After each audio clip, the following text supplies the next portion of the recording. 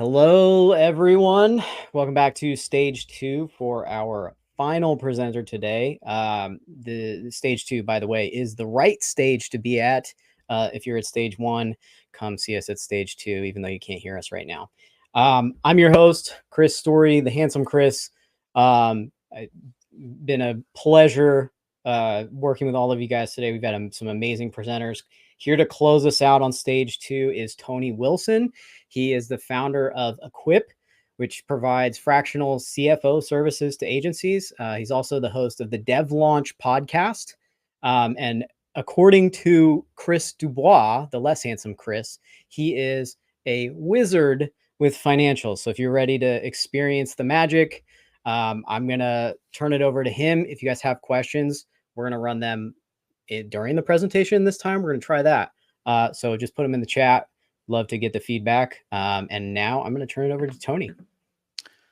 Chris, I appreciate it. To double on that real quick. I love it when I'm able to have a more interactive session. So I'm going to be talking about a lot of different topics and would love to get some, if you're curious about understanding a little bit more about what I said, I've got a lot of stuff to cover. So your questions help me to make sure that I'm driving to the right topic. So feel free, post them up. I'd love to answer them as we go. Interestingly enough, Chris, you'd mentioned that I'm a financial wizard. Today, we're not even going to be talking about that much by way of like nitty gritty finance. A lot of the stuff we're going to be talking about is a lot more, I'd say, just business oriented, good business practices in general. And, you can see the title side here, Weathering the Storm. Where this kind of was born from is just so many conversations I've had over the last year and a half. We're gonna talk about this in a minute, just kind of setting some context. But really, where this came from is just having so many conversations with digital agency owners who just are feeling beleaguered. They're feeling just kind of beaten down because this economic condition has kind of sucked, right? And I think a lot of us have realized, especially for the newer digital agencies out there, we've realized that, like maybe I didn't always make the right decisions in weathering the storm that came in 2023 and 2024. And so the key focus here is, if this storm continues into 2025, what can we be doing to prepare ourselves? And then if we're lucky enough that 2025 isn't an issue, what are we going to be doing the next time we run into stormy weather like we already had? Because fun fact, we will face this again. This is not the last time this is going to happen. So really quick about us, Equip, we do serve digital agencies broadly, but our sweet spot, we really love working with software development agencies and design agencies that are of a software development ilk. So that's kind of our bread and butter. We do work with digital agencies more broadly, but software development, we love you guys. So again, where are we right now? What's the context in which we're living? So again, 2023, we experienced a really stormy condition. I was having a great conversation with a friend of mine, Nick Petrowski over at Promethean Research. Brilliant guy. Go check him out. And he was actually on my podcast. We were talking about this. And the way he laid it out is he was like, prior to 2023, you almost had to try to fail as a digital marketing agency because there was just so much work to be done. People were just throwing money at you. And then we come into 2023 and all the right conditions existed to cause a big slowdown in agency work, whether it's because of inflation driving labor costs through the roof and kind of pushing people outside of your price point, their price point, to dealing with stuff like interest rates. There's just this perfect amalgamation of issues, and 2023 was probably the worst of it. A lot of times what we saw was people who were closing deals in prior to 2023, deals were just taking forever to close. And it wasn't even necessarily that they were doing anything wrong. It was just like the demand. People were just tightening their belts. So that's what happened in 2023. We come into 2024. And, there's still a little bit of storminess happen. Sometimes people are feeling like we're in the middle of the eye of the storm. But there is still a lot of the aftermath of what we experienced in 2023. I think Q1 of 2024, we saw a bit of an uptick. Q2 is kind of a mixed bag. Q3 tends to be one of the kind of the slowest quarters, in agency life cycles or during the given year. And then especially coming into the election cycle, there's just some people just holding out a little bit, if you will. So that's where we're at right now in 2024. There's speculation that 2025 is going to look a lot better. So I think there's generally, at least recently, a little bit more positive sentiment to the future. So it's a little bit odd for me to be talking about weathering the storm when it feels like we're in the clear here. But all the more reason I'd say now's the time for us to learn what we can be doing to weather the storm, because we don't know if 2025 is going to be okay. We don't know if we're going to run into another 2023 in a year or 2 years from now. So now's the time. Let's focus on what we can do to weather this storm. And so the two major takeaways I want our audience to be listening for are number one, we need to do what we can to avoid the death spiral. We're going to talk about what that is in a minute. But then number two, we should be doing what you can to predict your future cash flows. So starting off, avoiding the death spiral. Don't know if anybody is a fan out there of the TV series Firefly. Chris, I don't know if you watched that. Loved it. Absolutely loved it. Such a great show. Also, have no idea why they canceled it after one season, because it was like, come on, so good. But anyway, so this picture, or this image here is from the Serenity movie. And I don't know if anybody's listened to this and you've watched it, you know this is the scene, and I apologize, this is a spoiler alert for a minute. This is the scene where the Serenity ship, it's coming into the planet, and they're in the middle of a big war, and they're coming into orbit, or they're coming into atmosphere, and one of the enemy ships, takes out their engines, and they're just spinning down, right? They're completely in the air, and they've got no thrust, no anything like that. And so here's Wash, the pilot of the ship, just holding on for dear life, trying to make sure that it stays put. And he echoes this line, "I'm a leaf on the wind, watch how I soar." And he fortunately comes in with a smooth landing, but unfortunately he then later dies. But that's beside the point.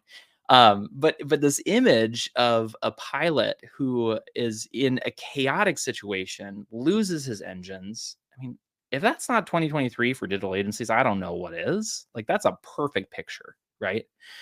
And the thing that we learned from him is, in the midst of chaos, in the midst of this really difficult situation, the worst thing you can do is overcorrect and lose your mind. And what happens oftentimes in digital agencies is, especially if this is the first time we've had to deal with this, we can necessarily find ourselves overcorrecting and actually causing a worse tailspin than if we had taken a measured approach and been responsive to our issues rather than being reactive. And so, keeping on that same theme of pilots, right? Like, one of the things that pilots are trained to do is they're trained to address and counteract stalls. It's a part of their training. And if they're not careful when they're going to correct on a stall, they might inadvertently cause an acceleration and a downward spiral, a downward trajectory. And that's what we want to keep from happening here. That's the whole premise of what we're going to try to talk about in this next segment here. We don't want to see your plane blow up at the end. Okay. So, two major areas where I see digital agencies overcorrect and ultimately contribute to a death spiral in their agency. The first one has to do with layoffs. Now, I'm not going to tell you that you should never lay off. I mean, it's a very unfortunate situation. It's a unfortunate topic to talk about. We don't like it because we want our people to be with us for as long as possible. We want to provide for them. We love these people. It's part of the reason why we have an agency. But we still need to do it sometimes. So it's not a bad thing to do it, but we need to be careful how we do layoffs or why we're doing layoffs, right? So we know the greatest impact we can have in our agency, if we want to address, our overall spend and our costs, we have to look at headcount reduction. Typically, we're looking at anywhere from 70, 80% of our overall expenses are going to be labor related. Like, that's what it is to have a digital agency. So what I would convey to you is, in order to avoid the death spiral and to do layoffs, maybe a better way is, rather than looking at layoffs as first and foremost a cost-cutting exercise, let's instead reframe our attention on these three areas. Number one, we need to address performance concerns first. Number two, this should be a mechanism for mitigating risk. And then number three, we should have an eye on our rebound team. Like, what's the future team that's going to take us to the next level? So, first of all, performance concerns. This comes up with a situation with one of my clients right now. Probably 6 months ago, 8 months ago, we started talking about an individual on the team that was just not quite meeting expectations. They weren't like the worst performer, but they just weren't doing what we needed them to do. And it seemed like they needed a lot of hand holding, they needed a lot of direct supervision. They weren't a force multiplier on the team. And so one of the first things I brought to the table as a third objective third party is I said, well, it sounds like we might have a personnel issue here, right? You know, the whole EOS thing of right person, right seat. And so for the right person question, it's like, do we have a core values issue here? Or maybe we do have a good person, maybe they're just not in the right seat. So I'd been pressing this to them for the longest time. I'm just like, it feels like something's off here. You know, you don't talk about your other employees this way. What is going on with this one person? Well, lo and behold, they didn't address it. They'd been doing okay earlier this year. Now we're in a spot where we've got to address, you know, what can we do to kind of tighten the belt a little bit? And as we have conversations about layoffs, rather than talking about how can we slash and burn costs, I'm like, what are the performance issues that have gone unaddressed so far? And so I think starting from that standpoint is going to be a lot healthier way to talk about the layoff. Is like, look, you haven't quite been meeting our expectations. So I would say start first and foremost with performance concerns. The next place I would look at is mitigating risks, which you might be thinking, I know what you're talking about. I'm going to mitigate risk because the risk here is that we're going to run out of money. That's not the risk I'm talking about here. Okay. The risk I'm talking about is really on either end of this spectrum. And there's a ratio I like to look at in my clients called the employee to contractor spend ratio. And very simply put, that's like the larger number here, the 80, that's like how many dollars we're spending on employees versus how much we're spending on contractors. So if my overall labor spend is $100,000, an 80-20 contractors to employee to contractor spend ratio, it's $80,000 on employees to $20,000 on contractors. When we get into the territory off to the left-hand side there, that red category, we're in a spot of volatility risk, right? So if we have 90 to 95% of our total labor spend going to just to permanent employees, we now face an issue where if we, you know, dip down, we've got a pretty, you know, up and down cycle with agencies. That's the nature of the game with agencies. We're necessarily putting ourselves in a spot where we might be forced to let people go. So we're getting ourselves into a spot where there's a decent amount of volatility risk. So when we go to talk about layoffs, we want to talk about it from the standpoint of what do we need to do in order to get back into an equilibrium spot on our employee to contractor spend ratio? What can we do to mitigate against volatility risk? Okay. And then on the flip side, if we do, you know, what some people say is they say, well, shoot, I'll just do everybody's contractors, which I know there's some agencies that they'll do that. And sometimes they're able to be successful with that. But by and large, when you have an exclusively contractor workforce, you really run the risk that your core values and your culture as a company can start to deteriorate, right? The nature of a contractor is transient. And so when you have a bunch more people that are transient in nature, that's necessarily going to have an impact on the people who are permanent employees. It's going to start to make them feel a little bit like, yeah, my work is very transient. So there isn't as much of that staying force. The core values maybe not as infused into the work. And so we want to avoid against that risk too. So we talk about, you know, if we need to make cuts and in layoffs, do we need to make a cut on the contractor side or do we need to make a cut on the employee side? You know, pretty often we're going to gravitate towards cutting on the contractor side, but there could be some circumstances where we actually need to make a cut on the employee side. Little bit more of a nuanced perspective when it comes to layoffs, mitigating risks. And then the last thing would just be the rebound team. A lot of agencies I'm talking with right now and other consultants I'm talking with that serve digital agencies are all talking about how they're needing to retool their offerings and how they're set up in the market right now. There's a lot of evolution that's happening. So you could say it's because of AI. I think there's other factors at play. But regardless, there's a strategic reshape that's happening for digital agencies. And so when we think about layoffs, we should also be thinking about things from the standpoint of what is it going to take for us to get to the next level with the right people on the bus. If we just willy-nilly say, well, this person makes the most amount of money, and so therefore we just want to cut costs and boom, you're gone, we might have made a really short-sighted decision and shot ourselves in the foot, being incapable of forming a rebound team when we eventually pull back up. Because we will pull back up, we will pull through this. But you have to think about the skill sets that are necessary to take you to the next level. I mean, again, I've got another client where we're having conversations right now about it. And one of their guys, they don't want to see this person leave because they've got specialization in a very particular coding language. And so because their future state requires this coding language, they're not going to let this person go. So these are some things we want to be considering the rebound team when we think about not making reactive decisions in our layoffs. The second area where I see digital agencies unnecessarily put themselves into a tailspin is by thinking for a moment that sales and marketing is a nice to have. Sales marketing is not a nice to have. And hear this from a fractional CFO, right?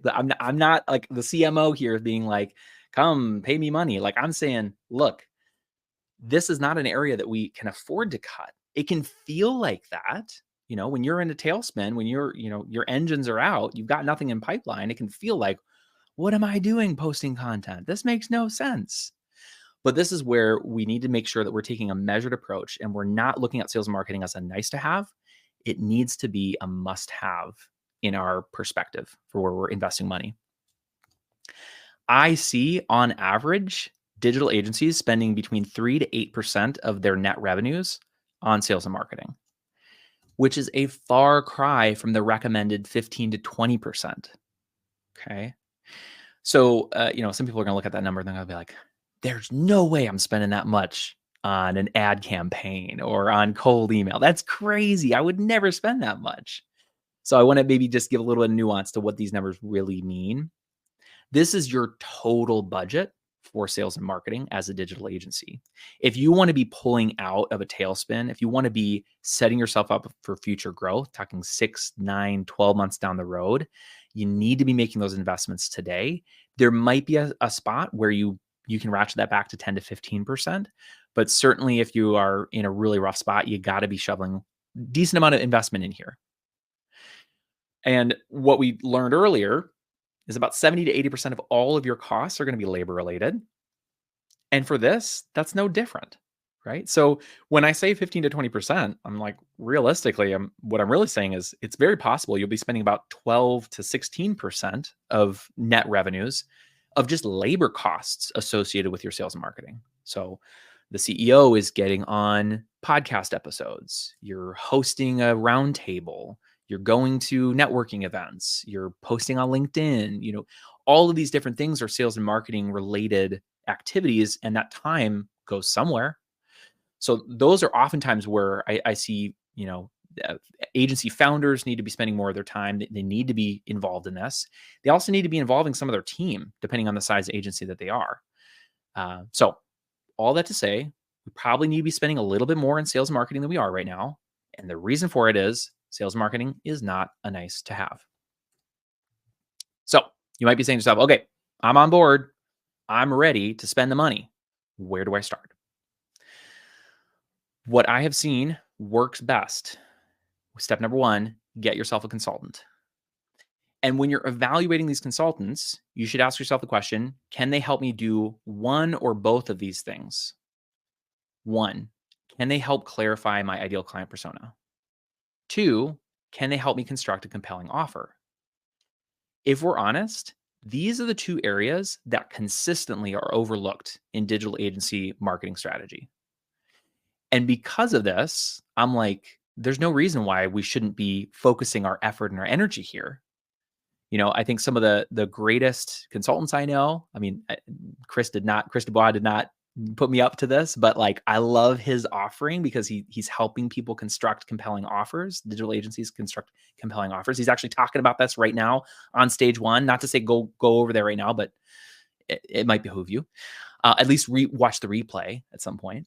But I see this as such a necessary thing because it's like, man, I'm being pulled into conversations, because my clients see me post on LinkedIn, they see me and how I show up, and they're like, they think that I get it. I understand marketing, and I get it a little bit. And time and again, they're like, well, how is it you can get your content to be so focused? I'm like, because I know who I'm trying to speak to. So many times, digital agency owners, I mean, especially, I'd say software development agency owners, part of the reason their content just isn't resonating is because they have no idea who they're speaking to. So it's like they're kind of shooting all over the place, and then they get really discouraged, and then they stop doing that. So clarifying your ICP is so important.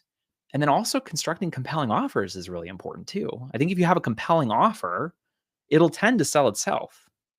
So there's a lot of work that needs to be done on that. Consultants who do that are worth their weight. Step 2, listen to them. I needed to have this in as a step because there have been many times where I have made recommendations to people who aren't even my clients. I'll say, hey, go work with this person. And then they do. And, 6-8 months later, I'll say, hey, how has it been going? Like, yeah, it was great. They really helped me think about this. I'm like, oh, cool. So what have you done with it? Well, we ended up going in a different direction. It's like, no, do what they say. Like, listen to them. At worst case, you're going to try this out for a year. Give yourself a year, like really give yourself a year and go after it. And if it ends up being that they're just, it just didn't work, then at least you can say, I've tried this for a year. But too often I see people, they shiny object syndrome. They like, oh, I got to move to the next thing, or I can't commit to this. So I would say step 1, get yourself a consultant to help you with those 2 things. And then step 2 is actually follow through on it. Do the thing that they are asking you to do. Okay, I'm going to take a quick pause and see if there's any questions, anything come in the chat. I haven't seen anything come in, Okay. But I do have a question. Okay, go for it. So we're talking about thinking about our rebound team.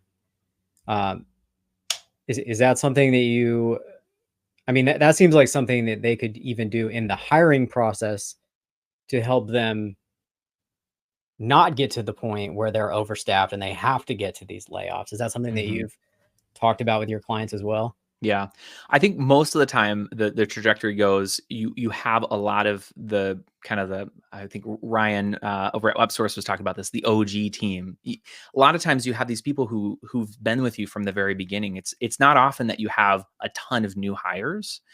So it's not, I'd say sometimes it can be hard to hire for the rebound team because you're usually finding yourself in that critical point where you need to make a shift to the future. And so, yeah, you're usually just working with the team you already have and needing to make those decisions about who's going to help me get to that next level. Totally makes sense. Yeah. Any other questions in the chat before we go to predicting cash flows? I told you it's going to be magic. We've got a crystal ball and everything. I got a crystal ball here. Yeah, we're predicting our future cash flows. All right, well, let's dive into it. Let's go predict some future. Now, I'm not going to get into all of the nitty gritties here. I'm just going to kind of give you a high level, view here of what's included in a cash flow forecast, just so you're aware. And so there's really 3 things that I would want to convey to you, which is first, you got to know what your inflows are, what's coming into the house. Second, what's going out, so ins and outs. And then the third piece here is what is the overlay, like how are we going to actually go about forecasting the cash? And I say 30-day plus monthly. This is how we do it at Equip. A lot of other places are going to do, a lot of other finance people are going to do what's called a 13-week forecast. I'm not the biggest fan of that. I prefer the method that we use, which is 30-day plus monthly. We'll get into that in a minute, but inflows, outflows, and then the methodology, 30-day plus monthly. So inflows, great thing with agency business, it's pretty straightforward. Your inflows are pretty much limited to you're collecting from your customers, or you as a business owner are contributing capital into the business. You don't see it very often that you're contributing money into the business. Sometimes this is like an extenuating circumstance where you need to be able to make payroll. And so you're probably going to put some money into the business, capital contribution.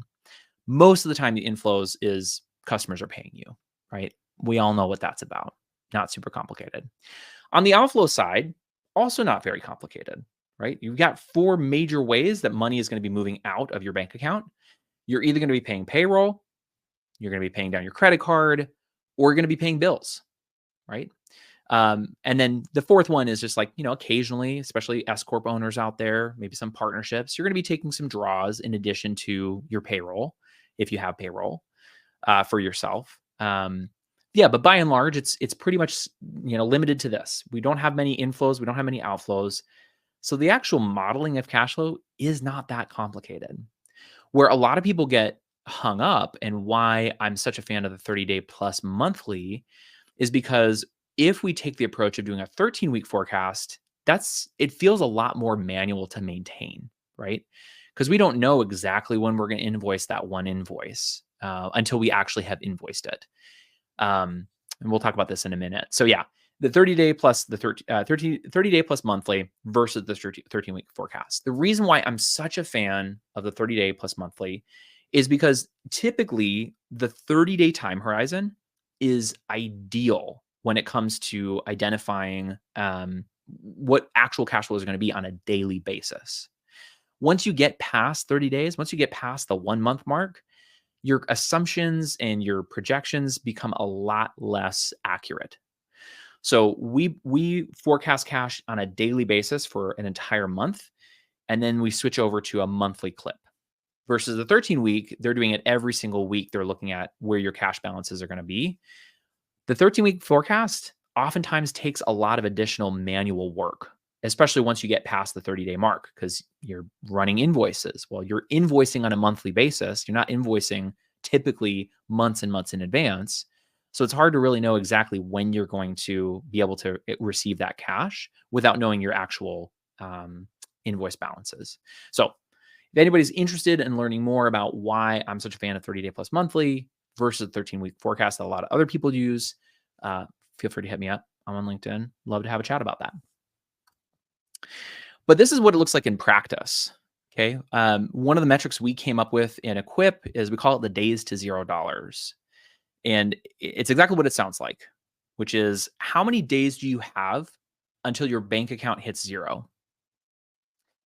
And depending on the number of days that is, we can tell you, what category are we in from a cash flow forecasting perspective, right? Are we at 50 days before we run out of cash? Ooh, you're in red light territory. And there's a very clear prescription of these are the things that you need to do. These are the things you need to make sure you are doing if you only have 50 days left. If you have 100 days, you're in green light territory. Then the recommendations look a little bit different there. So part of the reason why I'm such a fan of this 30-day plus monthly is it'll help us to establish what is my days to $0. And we track this on a weekly basis. And it's a really helpful metric because, again, it's going to drive conversations well in advance of when we need to make the decision.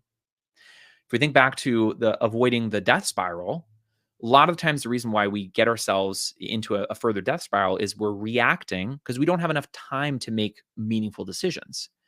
Because most of the time it's, shoot, I can't make payroll next week. And that's not enough time for us to make good, meaningful decisions. In contrast, when I'm working with my clients and we're like, look, you've now hit 80 days before you run out of cash, 80 days.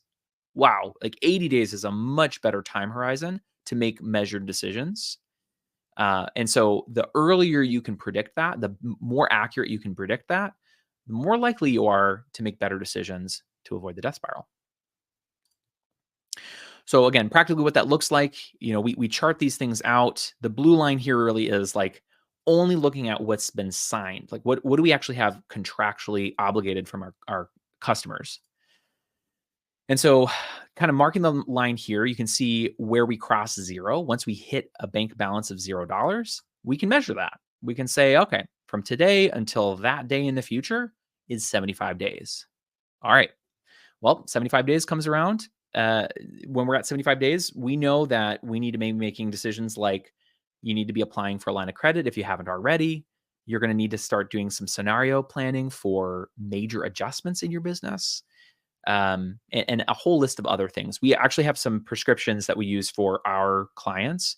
Again, if anybody's interested, reach out. Would love to share those with you, just to kind of give you some ideas about some of our recommendations for your days to $0. But this can be a really helpful mechanism, again, to make better decisions in your business. Cash conversion cycle. What the heck is even that? So glad that you asked. And also probably like, why is it important? Why should we be talking about cash conversion cycle? Well, very simply put, cash conversion cycle is so critical when it comes to your cash flows, because the longer your cash conversion cycle, the more you're going to have to finance in your business, which is expensive. It's expensive to finance cash conversion cycle. So typically speaking, the shorter the cash conversion cycle, the better for your digital agency. And so how do we get to cash conversion cycle? What in the heck is even that? It is, simply put, the days it takes for you to receive the cash from your customers, say it's 30 days on average, minus the days to pay. So when you receive a bill from your vendors, let's say on average it takes about 10 days before you pay it. That is your cash conversion cycle, 20 days. Okay. So if you want to decrease your cash conversion cycle, which again is the name of the game, we want to minimize cash conversion cycle. One lever that we can pull is we can increase the days it takes to pay a bill, or we can decrease the days it takes for us to receive. If we want to do that effectively, there's really 3 ways that we can do a minimization of your cash conversion cycle. And the 3 things are: number 1, client management. Second one is vendor management. And then the third thing is making sure that you're using the right tools. So when we're talking about client management, there's 4 major things that I would want to convey to you all listening. The first one you probably have heard ad nauseum, so this isn't going to be news to you, but I would be remiss if I didn't bring it up, which is negotiate upfront payments. Okay, the story that I have here is one of my clients. Part of our engagement is for me to just kind of give them some opinions on some of the payment plans that they're setting up with their clients. And so they invited me to come in and to review that before they sent over the SOW. And I said, what if we made a couple tweaks? Okay, so one of the things we're going to do is we're going to change it so that we have a bi-weekly billing cadence. And the other thing we're going to do is we're going to front load some of this work. So rather than being paid at the end of a 2-week sprint, we're going to have you be paid at the beginning of a 2-week sprint. So they're prepaying for the sprint that they're about to receive. So negotiating that upfront. Because of those 2 minor tweaks we made, we calculated we saved $8,000 in financing costs alone, just from that one tweak. So imagine if you did that across your entire portfolio of work you're doing. Imagine how much money you could save just by doing a better job negotiating upfront payments. So that would be the first thing. Second thing, late payment penalties. If you're not currently including these in your contracts, please make sure that you are reviewing your contracts and including the language in here. Very common to see a 1.5% late payment penalty per month that a balance is overdue. And then also make sure that in your contracts, you're including when exactly that late payment is going to be enacted. Why this is important is not because you make money on the late payment penalty. That's not what happens here. Late payment penalties are an incredible leverage tool for you to collect on outstanding balances. And I've got a story for that. One of our clients, we run we invoice their clients, and we also run collections. So we're dealing with escalations, which is the third one here. But we went through the escalation process, and unfortunately, this one customer was just not responsive. Right? We followed up with them, and they just weren't responding to our emails. And so eventually, we got to the place where in our escalation, we exhausted all our other means, and we had to warn. We just said, "Hey, we don't want to do this. But if we don't hear from you in the next 24 hours, we're going to have to assess a 1.5% late payment penalty." And wouldn't you know, 30 minutes later, not only did they respond, but they paid the invoice in full. They had not listened to any of the other emails that we'd sent before, but the second I brought up late payment penalty and I said exactly when it's going to go into effect, they took action. So don't overlook the power of a late payment penalty in your contracts when you go to create them with your clients. And then the third thing I talked about here briefly is an escalation process. It is not good enough to set up an automation that runs on 3 days overdue or 7 days overdue or 14 days overdue. People ignore them. They always ignore them. I think the response rate on them is like 20 or 30%.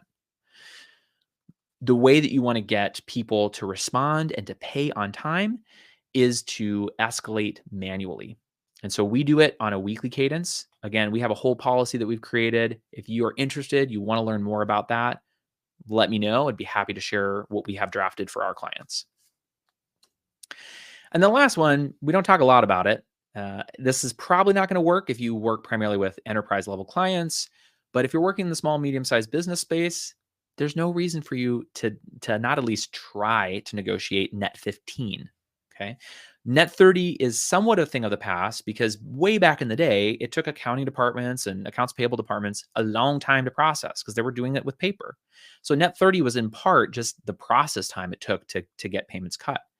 Nowadays, we can pay with credit cards. We can pay on the spot. There's no reason why we couldn't negotiate shorter payment terms. So really low-hanging fruit is if you're on net 30 across the board, cut that down to net 15. There's no reason to not at least start there. And then if your client comes back to you and says, nah, I want net 30, then you have a place to negotiate from. You can say, oh, well, all the rest of our clients are on net 15. If you want to get net 30, it's going to come at a little bit of a premium. And then you can kind of negotiate from there. So that's a little bit about client management to help minimize your cash conversion cycle. Vendor management, for you all, it's going to be really simple.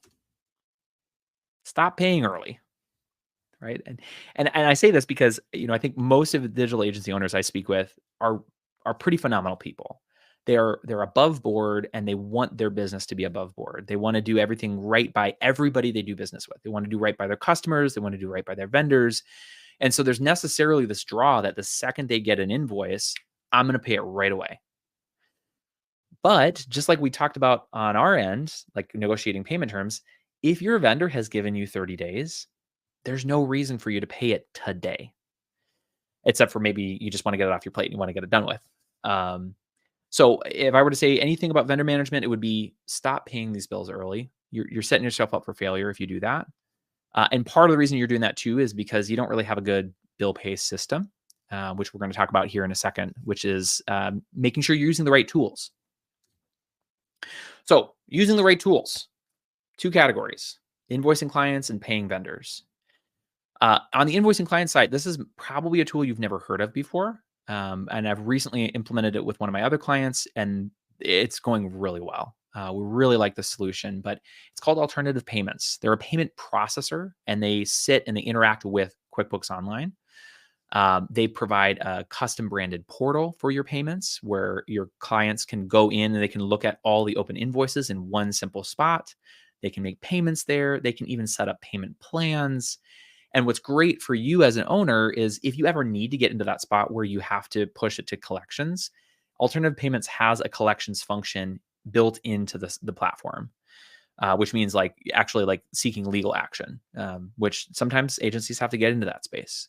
So Alternative Payments is a great solution. If you haven't already heard of it, go check them out right now. The other one would be on paying vendors, Ramp. Love them. Great onboarding experience, wonderful platform, very intuitive. The really cool thing is it's free. You can pay for a pro membership. I don't think many of you will need that. Just the basic Ramp should be fine. And they've recently decreased the requirement where before that you needed to have $50,000 in cash in your bank. Now they brought that down to $25,000. So a lot more accessible to a lot more digital agencies. I imagine most of the people listening to this probably have $25,000 in the bank at any given point. So you just need to have $25,000 when you go to sign up for them. And then you can be a client of theirs. So go check both of those out, Alternative Payments and Ramp. Last thing I would want to leave with you all today is do not use debt, ... to fund unprofitability. Debt is a great tool when it's used right. And what's not right is when you're in a spot where you're hemorrhaging money, your gross margins aren't good, your profit margin is negative. That is not the time to take on debt. Debt is great when you have some of those cash conversion cycle things, right? You're working with enterprise clients that aren't going to pay for 90 days or 120 days, crazy long payment terms. Well, you're going to get paid. It's just a matter of when you get paid. That is okay to take a line of credit. Do not use debt to fund unprofitability. That would be my last thing I'd convey to you all. So bring it back together. Key takeaways here. The two major ones. Number one, avoid the death spiral that comes with storms. And number two, do everything you can to predict your future cash flows. And with that, I would just say the call to action here is let's connect on LinkedIn. I really love having conversations with people. And especially if you're a digital agency owner, I've got a podcast. Would love to feature what you got going on. We'd love to help educate the rest of our audience on any area of expertise that you have. So connect with me on LinkedIn, and I guess from there we'll open up to any questions that there might be. Yeah, thank you so much, Tony. I really appreciate it. I think this is something that a lot of us can relate to and also really hate. So thank you for the helpful insight here. One thing, please, if you have any questions, please put them in the chat. There aren't any right now, so I'm just going to talk about what I liked out of the presentation, which was the one thing that I thought of that everybody should take away besides the debt thing, which is probably the most important. Besides the debt thing, was just the simple add of a late payment penalty, like. Because a lot of times we're as agency owners, we're gonna be smaller than most of our clients, right? So we don't have the leverage to say, pay me, pay me, pay me, pay me. And so just adding that tiny little thing to hear that it can it's not even that much. It's like 1.5%, but it adds a ton of leverage and can get you paid. And then you could pay your people. That like that's the little nugget of gold right there. So yeah, super helpful. Any other questions or comments from anybody in the chat? If not, thank you again, Tony. It has been awesome. Please connect with Tony on LinkedIn and follow him, the Dev Launch podcast. The rest of you, Chris added something at 5 p.m. Eastern. I know it's the end of the day for some of you. I don't even know what it is, so it's going to be a surprise for everyone. But if you want to find out what the surprise is, be at the main stage at 5 o'clock, and you can learn whatever he's got in store for all of us. So thank you again for joining us on stage 2. I'm Chris Story. I am the handsomer of the two Chris's. Remember me that way, please. And I really appreciate you being here. And again, just want to express my gratitude to Tony and to all of our amazing speakers that we've had today on stage 2, and to our participants and attendees who came and supported us. So thank you all. Hopefully see you all in 17 minutes for whatever the surprise is.